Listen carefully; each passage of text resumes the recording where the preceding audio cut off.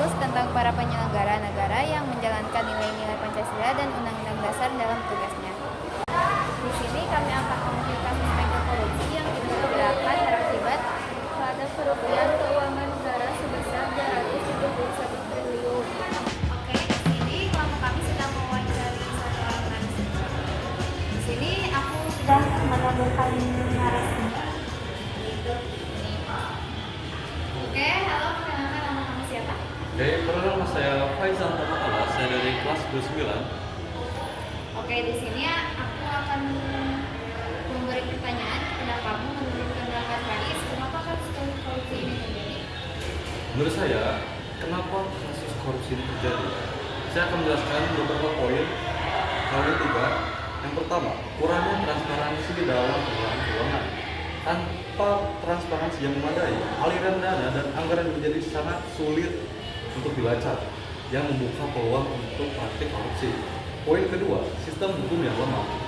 Ketika sistem hukum tidak tegas atau proses penegakan hukum tidak berjalan efektif, pelaku korupsi merasa bahwa mereka bisa melanggar hukum tanpa konsekuensi yang signifikan. Dan terakhir, poin ketiga, budaya korupsi yang terbentuk lama.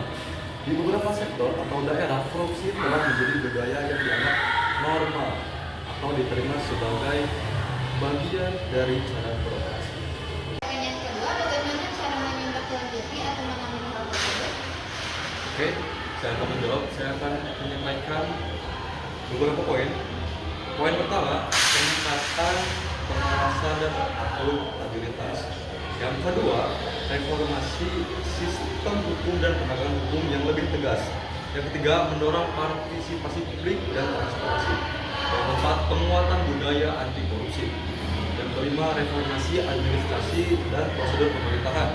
Yang keenam, pemulihan dan pengambilan aset negara.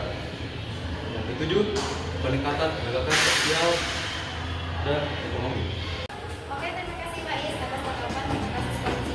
Nah, kan kita sudah tahu pendapat dari Faiz kenapa korupsi ini bisa terjadi, dan kita juga dapat poin-poin cara menindaklanjuti atau menangani hal tersebut kan? Nah, di samping itu menurut Bunga nih, aku tuh mau nanya tentang kasus ini harus diungkit terus kan, dan si pelaku harus dipenjara. Menurut hukum nih, kata Bunga harus berapa tahun untuk dipenjara? Menurut hukum sih katanya bisa dipenjara seumur hidup atau enggak 16 sampai 20 tahun. Terus aku juga mau tahu dong pendapat Raisa, hukumnya seperti apa dan tujuannya juga buat apa. Oke, hukuman terhadap koruptor sih harus sebanding dengan perbuatan yang merugikan masyarakat dan negara.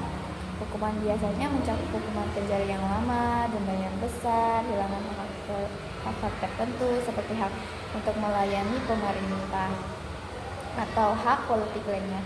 Terus tujuannya juga adalah untuk mencegah korupsi yang populer dan memulihkan kepercayaan masyarakat terhadap keadilan dan kejujuran. Oke, itu aja sih hasil diskusi dari kami ya. Sekian hasil wawancara dan diskusi yang kami bahas tadi, dan terima kasih. Maaf bila ada kesalahan dari ucapan atau perbuatan.